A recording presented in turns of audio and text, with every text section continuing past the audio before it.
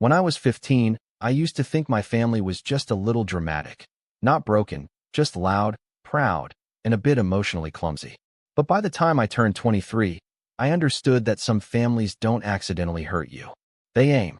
My name's Mason, and last month I passed my welding certification exam. It took 6 years of odd jobs, night shifts, and early mornings at community college to get there.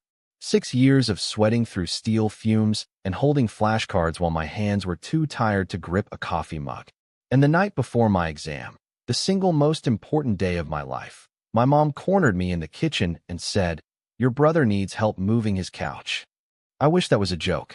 I didn't grow up thinking I was the invisible one. It just sort of happened slowly, like a water leak under the floorboards.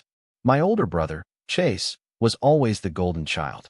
He was the kid who got his name painted on the wall above his bed, complete with a little football and 2 stars on either side, while I shared a room with peeling wallpaper and a bunk bed that creaked like it was begging to be put down.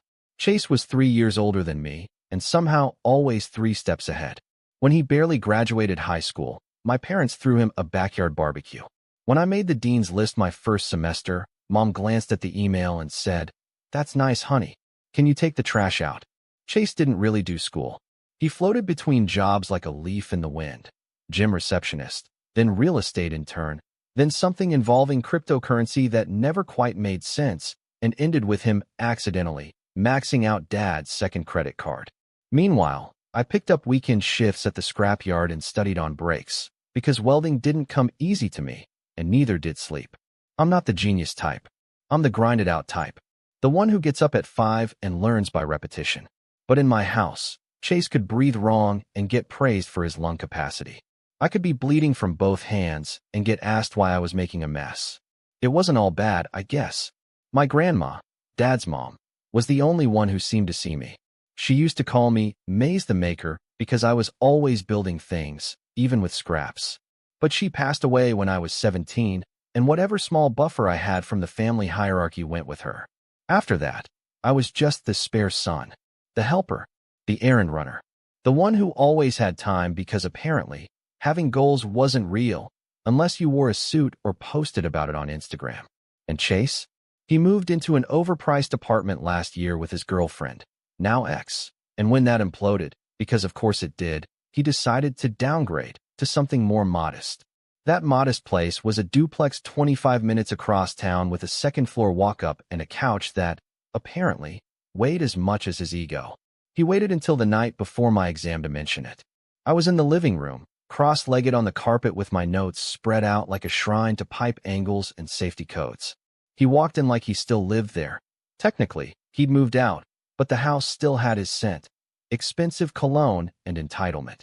"Yo, Maze," he said, flicking a rolled-up pair of socks at my leg like we were 12 again. "Need your help tomorrow. Morning. Couch is a beast." I blinked at him. "Tomorrow's my welding test." He paused. "Oh, right. You're still doing that. Still doing that." I looked over at my mom, who was making tea in the kitchen. She hadn't said anything yet. She didn't even glance at me. "I've been studying for months," I said carefully, trying not to sound defensive. "I need to be there at 8 sharp. It's the practical exam." Chase groaned. "Dude, it's just one morning. I'm not asking for a kidney." That's when Mom turned around and finally chimed in. She didn't yell. Not yet. Her voice was sweet, that fake calm she used when she was winding up for something worse. "Honey, your brother's trying to build a real life. He can't do everything on his own." My hands went cold. "And I'm not." She didn't answer, just gave me that tired look, like I was being dramatic for even daring to put myself on the same playing field. Then she added, "I just think you could reschedule. Or skip it. There'll be other tests." I laughed. Actually laughed. Not because it was funny, because it was unreal. I've already paid the fee, and you can't reschedule it for another 6 months. This is my shot. Mom set her mug down harder than necessary. "So you're saying no?" "I'm saying I can't. I won't." And that's when the screaming started. She snapped like a rubber band, pulled too tight. "He's trying to build something for himself. You're just playing pretend with your little metal toys." "Welding? Really? You think that's a real job? You think that's going to take care of you?" Every part of me wanted to shrink. But something else, something sharp, started to rise in my chest. I stood up, slowly, and for once I didn't apologize. I didn't beg to be understood. I just picked up my notes, walked past Chase, and headed to my room. My dad, silent as always, pretended to scroll on his phone in the hallway. That night, I didn't sleep much. I kept thinking, maybe I was being selfish. Maybe I should have just helped and rescheduled. But then I remembered all the times I'd been the one bending, the one saying yes, the one putting myself second so that Chase could be first again, and again, and again. So I packed my things. Not all of them, just enough. My boots, my helmet, my notes, and my favorite hoodie, the one with the scorched sleeves from that summer I helped rewire a metal barn roof. And I left, quietly. No speech, no drama. Just a front door closing at 1:47 a.m. and the sound of my old Civic starting in the driveway. I slept in my car that night, and the next morning, I passed my welding exam. I figured that would be the end of it, that they'd ignore me like usual, pretend I was just having a phase, and wait for me to come crawling back with an apology and a wrench in hand. But that's not what happened, because when I left, I took more than my backpack with me. I took the last thread holding their illusion of normalcy together. And without me there to prop it all up, their whole little house of cards began to collapse. But I didn't know that yet. Not then. I was just a guy with a certification, a sleeping bag, and a quiet kind of rage that I'd spent years swallowing. A rage that was finally, starting to grow teeth. For the next few days after I passed my welding exam, I floated in this weird limbo between exhaustion and pride. I hadn't told anyone at home. No text to mom, no call to Chase, not even a hey. I passed. It felt too sacred to share with people who would just roll their eyes or nod politely and ask if I'd considered getting a business degree instead. I just kept to myself, crashing on a buddy's old futon, nursing coffee like it was for fluid, and thinking for the first time in years that maybe, just maybe, I could have a real life that belonged to me. I figured they'd try to contact me, that there'd be at least a half-hearted attempt from someone in the family to pretend like they cared. But radio silence. Not even a thumbs-up emoji from Dad, which, if you know my dad, is communication. The only ping I got was from Chase, 2 days later. Didn't expect you to actually flake. Nice. No question about the test. No acknowledgement of what I'd been working toward for years. Just that. I didn't respond. Then a week later, the guilt campaign began. It started with a text from Mom. You've made your point. Can you please stop punishing your family for loving you? I stared at the message for a full minute before setting my phone down without replying. Loving me? That's what that was. Screaming at me for prioritizing my future? Dismissing my entire career path as pretend? They had a funny way of showing love. And suddenly, I was very tired of explaining myself to people who never listened. But I should have known that silence wasn't going to be enough. The next morning, I got a call from Aunt Marcy, Mom's sister. We weren't close, but she'd always been decent to me in a distant, smile at Thanksgiving kind of way. So when I picked up, I expected small talk.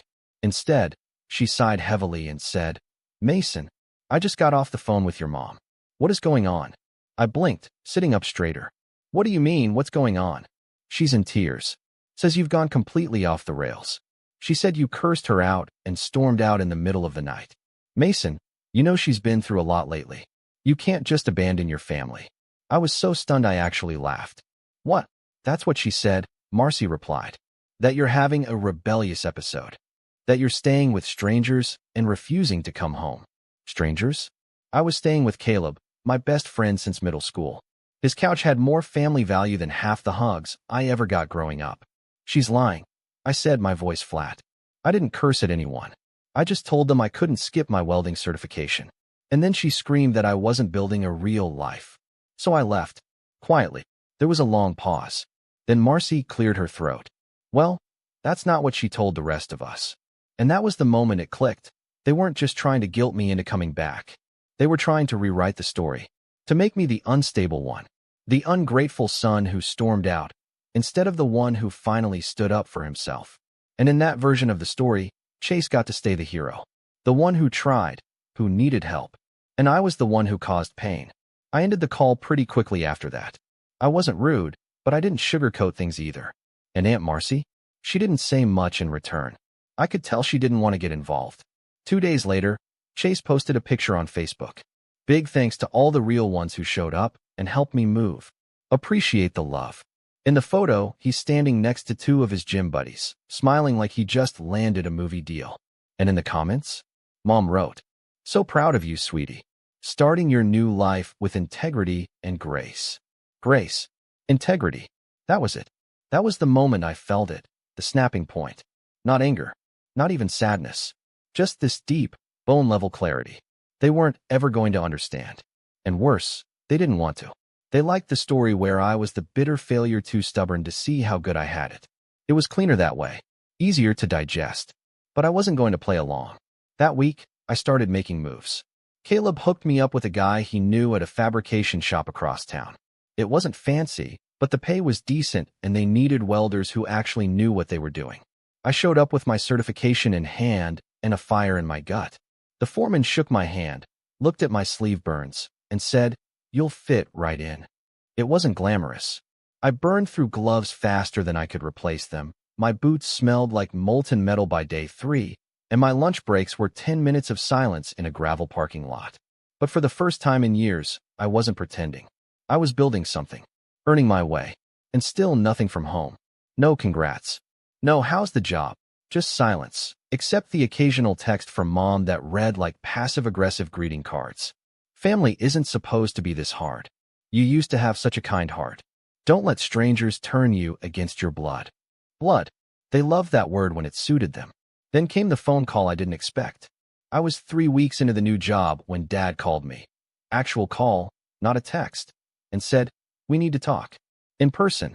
I hesitated, but something in his voice sounded off. So I agreed. We met at a diner halfway between my place and theirs. I showed up in my work boots and a sweatshirt I hadn't washed in 2 days. He came in wearing his old windbreaker, looking like he hadn't slept. We sat. The silence was thick. Then he said, "Your brother got fired." I didn't say anything. He made some bad calls with that crypto nonsense. Spent more than he made. His lease fell through. He needs a place to stay. I stared at him. Okay. Dad looked uncomfortable. "Your mother and I were hoping he could move back into the house for a while. Just until he gets back on his feet." I almost laughed again. "That's fine. It's your house." Dad rubbed his temples. "Thing is, we were hoping you could move back too. Help out with bills. You know, chip in." There it was. The real reason. They wanted me to fund Chase's comeback tour. I leaned back in the booth. "Let me get this straight. He blew his rent, lost his job, and now you want me to help pay the mortgage while he sleeps in his old bed and plays entrepreneur in the living room." Dad didn't answer. "I just got certified. I'm finally working. I have a shot at something. And you want me to give that up for him?" "He's your brother," Dad said. "He needs us." I looked him dead in the eye and said, "So did I." And then I got up and left. I didn't cry. Not in the car, not back at Caleb's. But something inside me finally settled. A decision. A turning point. I was done begging to be seen. Done auditioning for a role I was never going to get. But just when I thought the worst was behind me, when I thought the absurdity had peaked, it happened. The betrayal. It came in the form of a letter. Not an email. Not a text. A letter. I got home from work one evening, and Caleb handed it to me, eyebrows raised. "Looks official," he said. "From your parents." I opened it with grease-stained fingers. Inside was a formal notice. Not legal, but close. A typed-up message on letterhead that said, essentially, "We've decided it's time to make some financial changes. Since Chase is in transition, we've allowed him to sublet your old room. In order to access your remaining belongings, please coordinate with him directly. Any items unclaimed by the end of the month will be considered forfeited." I read it 3 times. They gave my room, to Chase. Without even asking. Without a word. And the cherry on top? Chase had signed the bottom of the letter. Just a little signature, scribbled in blue ink. Like it was a business deal. I didn't go into Caleb's house that night. Not right away. I stood on his porch for a good 20 minutes, just staring at the letter. Reading it. Rereading it. Trying to convince myself I'd misunderstood something. Anything. That maybe it was a joke. A prank. A twisted way of calling me back home. But it wasn't. It was real. Typed, signed, and mailed with intention. They gave my room to Chase. They erased me, again, like I'd been a placeholder until their real son got back on track. I walked down to the curb and sat on the edge of the street, arms on my knees, letter crumpled in my fist. That's when I realized it was already creased down the middle, folded carefully, deliberately, which meant someone, probably my mom, sat down at a table, typed it all out, and folded it like she was sending a wedding invite. There was no hesitation. No conflict. Just quiet dismissal. That was my rock bottom. Not the letter. Not even the room. It was realizing I had been so easy to cut out that they didn't even bother lying to soften the blow. They didn't say temporarily. They didn't say we hope you understand. They used the word forfeited. Like my life was a package left too long on their porch. Returned to sender. I didn't tell Caleb that night. Just nodded when he asked if I was good and went into the guest room. I laid on the pull-out, turned toward the wall, and let the weight of everything settle on top of me like the ceiling had caved in. Over the next few days, I didn't talk much. I went to work, welded whatever needed welding, and kept my head down. I didn't mention the letter. Didn't bring up Chase. I think Caleb sensed something was wrong. He's the kind of friend who knows when to back off. But I could feel myself shrinking. Like I was becoming someone else. Someone quieter. Numb. There was one night, though, when I snapped a little. We were watching TV, some dumb cooking show, and the host said something like, "You've got to know your worth before anyone else does." I muttered, without thinking, "Unless your family convinces you it's zero." Caleb muted the TV. "Okay," he said, not unkindly. "Tell me what happened." So I did. I told him everything. The fight before the exam, the silence after, the guilt texts, the Facebook post, the diner conversation with my dad, and finally, the letter. He didn't say anything right away. Just looked at me for a long moment. Then he said something I'll never forget. "Maze, they're not your family. Not anymore. They're your origin story." It hit me like a steel beam to the chest. Because he was right. I'd spent years thinking I was a defective piece of the puzzle, trying to force myself into a space that was never shaped for me. But maybe the point wasn't to fit. Maybe the point was to build my own damn table. The next morning, I asked my foreman if I could take on extra shifts. I told him I needed the hours.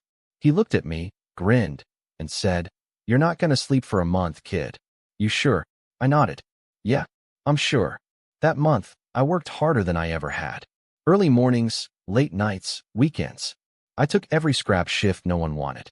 I welded through blisters, skipped lunch breaks, and poured myself into the work like I was trying to burn the pain out of my system. And slowly, quietly, it started to help. The noise in my head dulled. The ache in my chest softened. I was still angry, still hurt, but I was also moving. And then, about 5 weeks into that grind, something unexpected happened. I got promoted.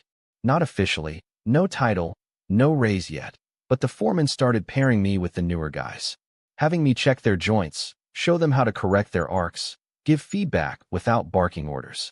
At first I thought it was just a fluke, but then he pulled me aside and said, "You've got an eye, Mason, and you've got patience. That's rare." I didn't know what to say, so I just nodded. Later that week, I bought myself a new set of gear, high-end gloves, a fresh helmet, even a set of custom earplugs molded to my ears. It felt indulgent, sure, but for the first time in a long time, I felt like I was worth investing in. And then something wild happened. I got my own place. It was a small studio, not much bigger than a garage, but it had a working heater, decent water pressure, and a window that looked out over a scrapyard where the sun hit the rusted metal just right in the mornings. The landlord was chill, didn't ask too many questions, and let me sign a lease month to month. I remember standing in the center of that studio on move-in day, just me, a twin mattress, and a folding table, and feeling this wave of quiet peace. I had nothing, but it was mine. I didn't post about it, didn't announce it to the world. I just started building a life. Slowly, quietly, one bolt at a time. There were moments that made it harder, of course. One night, I stopped at a gas station and saw my mom filling up her car at the next pump. She didn't see me. Or if she did, she pretended not to. I watched her for a second. The same tired coat, the same messy bun she wore when she was cleaning the house. And for a moment, I felt that old urge to walk over and say something. To ask why, to ask how. But I didn't. I let her drive away without a word. Because by then, I'd learned something important. Closure isn't always a door someone else opens. Sometimes it's you, standing alone, choosing not to knock. One weekend, Caleb came by with a housewarming gift, a beat-up microwave and a plastic plant he said looked like it survived a war. We sat on the floor eating microwave burritos, and I finally told him my plan. I want to start my own thing. Not big, not yet, but maybe mobile welding, custom metalwork, repairs. He grinned. Maze the maker, back at it. Maybe.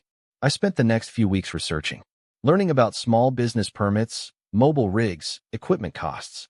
It wasn't easy. I barely scraped enough after rent and food to save much, but I started putting money aside. Slowly, dollar by dollar. And then came the call. From Chase. No caller ID. Just a voice I hadn't heard in weeks. Mason. Hey. I didn't say anything. He continued, look, I know things got kinda weird, but I wanted to talk. Maybe clear the air. I should have hung up. But something in me wanted to hear what excuse he'd come up with this time. You know how Mom is, he said, chuckling. She freaks out, gets all intense. I didn't mean for you to lose your room. That wasn't my idea. Did you sign the letter? I asked flatly. He hesitated. I mean, yeah, but only because she said you didn't care, that you weren't coming back. She lied, I said. And you helped. He went quiet. Then, in a softer voice, he added, I'm trying, man. I really am. I got a new job. It's remote, but decent pay. Trying to clean things up. I didn't reply. Finally, he said, I miss having a brother. And maybe once, I would have cracked. Would have reached across the void and tried to fix things. But not now. Not this version of me. I hung up. No rage. No speech. Just silence. Because that was the real power I had now. I didn't need them. Not for validation. Not for shelter. Not for meaning. I had built something out of nothing. Just me, a pair of gloves, and a back that never stopped aching. And it was only the beginning. Because while they were still busy pretending, still playing house with their broken deck of cards, I was about to start stacking real bricks. And when I was done, they'd hear about it. But not from me. By the time autumn rolled in and the mornings started biting with that early frost, I had my own rhythm. Wake up at 6. Quick coffee. Weld until my back felt like a steel beam. Come home to my little studio. Eat whatever Caleb insisted on leaving in my fridge, and fall asleep to YouTube videos about welding rigs, tool storage, and small business taxes. I'd become obsessed, not in a desperate way, but in a focused, sharp way. Like my old life had been trying to smother me, and now I finally had room to breathe. But the thing about breathing again is, eventually, you start thinking clearly. And when I did, that's when the setup began. It started with a notebook. A plain, spiral-bound thing I picked up from the dollar store on a whim. I flipped it open on my workbench one night and wrote 4 words across the first page, in thick black marker. They think I'm gone. Because that's what it all boiled down to. My parents, Chase, they had erased me. Not in a fit of rage, but like it was a filing error. A silent delete row. They assumed I was some ghost in a flannel hoodie who would drift away, never be heard from again. And that assumption? It was going to cost them. But I didn't want revenge that came from pettiness. Not just a social media post or a family text war. No, I wanted something clean. Something strategic. A revenge that looked like success. That sounded like silence. That felt like a man rebuilding his own life brick by brick, while they sat wondering why the house kept getting colder. So I made a plan. Page 1 of that notebook had my mission. The next 30 were filled with steps. Contacts. Quotes. Sketches. And timelines. I'd never been a planner before. Always the guy who worked hard and hoped things would sort themselves out. But now, I was surgical. The goal, launch a mobile welding business by spring. Not flashy, not big, just real and sustainable. Step 1 was getting a reliable rig. My Civic was great for short commutes, but I needed something that could haul metal, gas tanks, and gear without throwing a rod. Caleb helped me scour listings every weekend.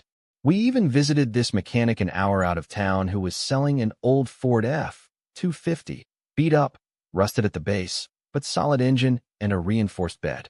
I stood in front of it, arms crossed, and asked, will it get me to jobs without dying on the freeway?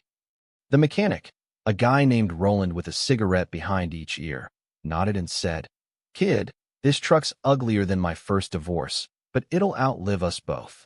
Sold. I drained half my savings on it, but it felt right. Like putting down roots in motion. I spent the next 2 weekends cleaning it out, sanding the frame, repainting it matte black, and installing a set of second-hand racks for my welding tanks and toolboxes. Caleb, who had become part cheerleader, part co-founder, helped me brand it. We mocked up a logo one night over beers, something simple but bold. Mason Works Metal. Sounds legit, he said. Sounds like a guy who doesn't live on a futon anymore. I replied. We both laughed, but there was this spark behind my ribs that hadn't been there before. Something new. Pride. Step 2. Get licensed. I'll spare the boring details, but between permit offices, business insurance, EIN registration, and safety compliance paperwork. I felt like I was swimming in red tape for a month. I'd work full shifts, come home, and then spend 3 more hours buried in forms and how-to guides. But the deeper I went, the more determined I got. This wasn't just about building a business anymore. It was about becoming undeniable. No one could say I was playing pretend now. Step 3 was more personal, and this is where the real setup started to take form. I knew that if I ever wanted closure, real closure, I had to face the root. Not just avoid it, not just outgrow it, confront it. So I went home, not to talk, not to cry, just to collect what was mine. I sent a polite but firm text to Chase. Nothing dramatic. Just, hey, I'll be by this weekend to grab my remaining things. Please don't touch anything. He replied with, sure, whatever's left is in the basement. The basement, not even my old room. Of course. Saturday came. I rolled up in my truck, parked halfway down the block, and walked up the driveway with gloves in my back pocket and my heart beating like a war drum. The house hadn't changed. Still had the same cracked mailbox and plastic flamingos stuck in the flower bed. It looked smaller than I remembered. Less like a castle, more like a cage. Chase opened the door, wearing gym shorts and a tank top like he hadn't aged a day. He gave me a nod like we were still boys in the backyard throwing rocks at the fence. I didn't return it. You can go around back, he said, gesturing toward the garage. Stuff's by the water heater. I said nothing and walked past him. The basement smelled like mold and old memories. My boxes were there, dusty, bent at the corners, one of them half open with a pair of my boots tossed on top like trash. I went through them slowly. My helmet, my first set of gloves, a photo of me and Grandma, the edges curled, a notebook full of welding diagrams from trade school, things they probably thought I didn't care about, things they didn't care about. I packed everything into crates I brought from the truck, taped them, labeled them, stacked them cleanly. The whole time, no one came down to talk. I could hear the TV upstairs, hear Mom's laugh in the background, but no one acknowledged I was there, which was fine, because before I left, I did one last thing. I pulled out a small envelope from my pocket, printed on thick cardstock, professionally embossed with my logo and my new business name. Inside was a simple one-page flyer. Mobile welding services, launch date, services offered, and contact info. I slid it into the junk drawer in the kitchen, right next to the spare scissors and expired coupons. Let them find it. Let them sit with it. A few days later, the calls began. First it was my aunt again. Sweetheart, I saw your business ad on Facebook. Your mother posted it. Congratulations. I blinked. She posted it. She said she's so proud of your entrepreneurial spirit. I nearly dropped the phone. Not a word to me, but proud on Facebook. A few more days passed, and I got a text from my dad. Just a screenshot of my truck, parked outside a job site, logo gleaming, with the words, "Looks good. Your grandfather would have liked this." It didn't come with an apology, but it didn't have to, because the next setup came in the form of a contract. One of the guys from my old job, a senior welder named Raul, reached out about a subcontracting gig, said he liked my work ethic, and his cousin owned a construction firm that needed metalwork done for a set of new housing units going up on the west side. Cash flow's good, he said, and it's your name on the invoice. I met the cousin. We shook hands, agreed on scope and pricing. I signed my first real contract under Mason Works metal that night. I took a photo of the check when it cleared and printed it. I didn't mail it, didn't even wave it around. I just pinned it to my workbench, right next to the crumpled letter from my parents. One piece of paper said forfeited, the other said paid in full. I didn't plan to get involved with the neighborhood association project, not at first. I just wanted to weld, build things, grow my client list. But life has a funny way of setting up your revenge for you, quietly, behind the scenes, while you're busy rebuilding your life from the ground up. It started with a woman named Sharon. She was in her late 50s, ran the local neighborhood association for the Oakview Expansion Project, a mid-tier suburban development on the edge of town. Her husband had seen my truck at a job site, snapped a picture of the logo, and gave her my number. She called me the next day. "We're looking for someone to fabricate custom railings for 20 new units," she said, "and possibly assist with some gate restoration on the older properties. Your name came up. You come highly recommended." I nearly dropped my phone. This wasn't just a big job. This was a public job. High visibility. Consistent work. A contract that would not only pay my rent 6 months in advance, but give me something more valuable, credibility. I met her at the site, gave her my pitch, showed her photos of previous work, certifications, insurance. I was nervous, overprepared, sweaty, but she nodded, flipped through my folder, and said, "You're the first guy we've met who actually came prepared. The board votes next week, but I'd say you're in good shape."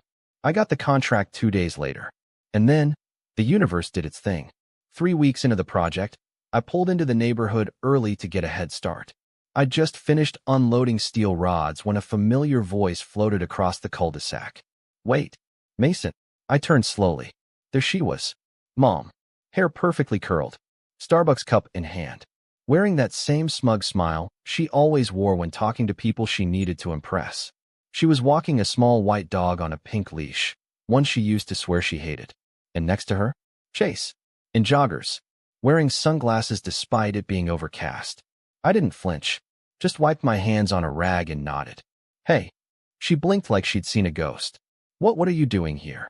"I run metal fabrication for Oakview now," I said, nodding toward the railing behind me. "Custom installs, gate repair, that sort of thing." Chase squinted. "Wait, this is your company." I smiled. Just a little. "Yeah, Mason Works Metal. You might have heard of it." Their faces were priceless. Turns out, they'd just moved into Oakview. Of course they had. Apparently, after Chase's crypto thing imploded and his rebound job fell through, they scraped together enough to co-sign a unit together, one of the pre-furnished townhomes built during the first expansion.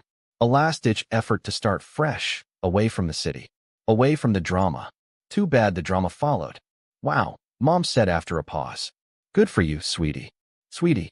I nodded. "Appreciate it." Then I went back to work.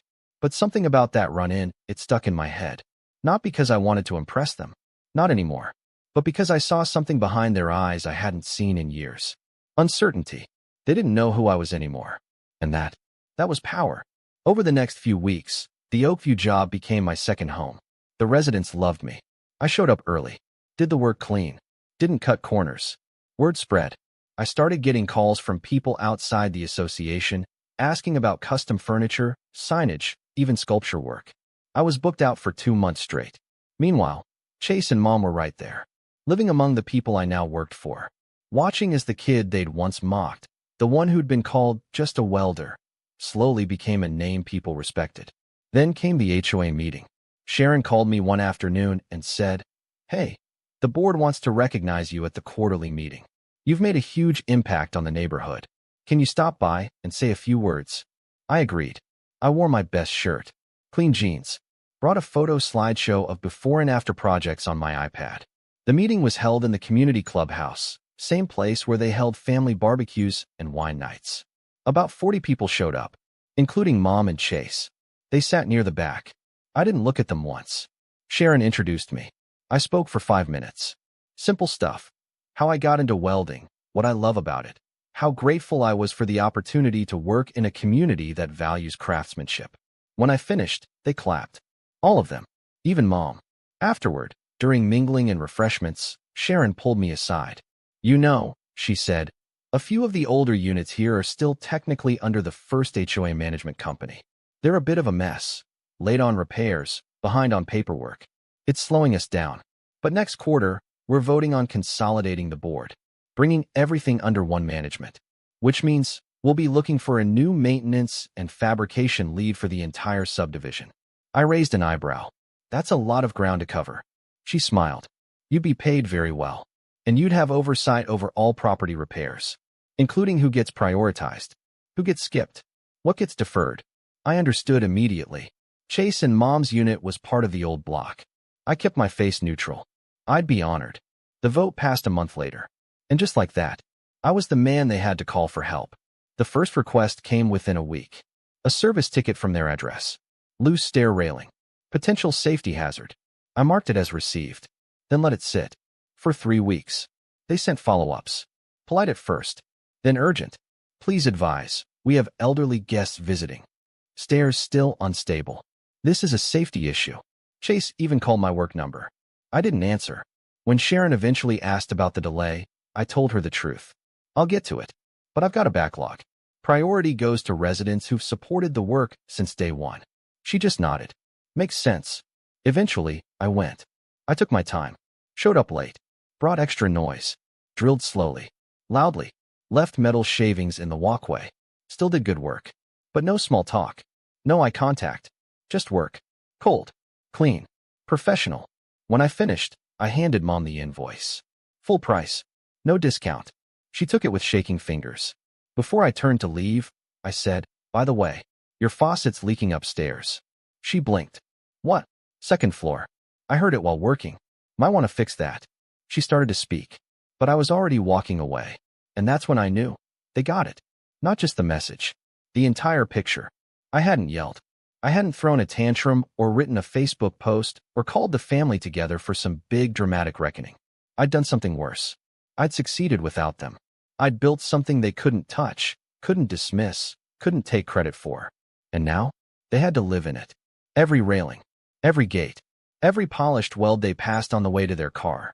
I was there. I would always be there. But not for them. Just around them. Like a shadow they couldn't shake. Months later, Caleb and I sat outside my shop. Yes, my shop, because I'd finally rented a small warehouse on the edge of town. It was mine. The business was steady. I had 2 part-time guys working weekends. I had a waiting list. And most importantly, I had peace. "Ever think you'd come this far?" he asked, cracking open a soda. I looked around. At the truck, the shop, the silence. Then I smiled. "No," I said, "but I knew I'd leave them behind." And that's exactly what I did. They tried to bury me, but I wasn't gone. I was welding the foundation they'd never get to stand on.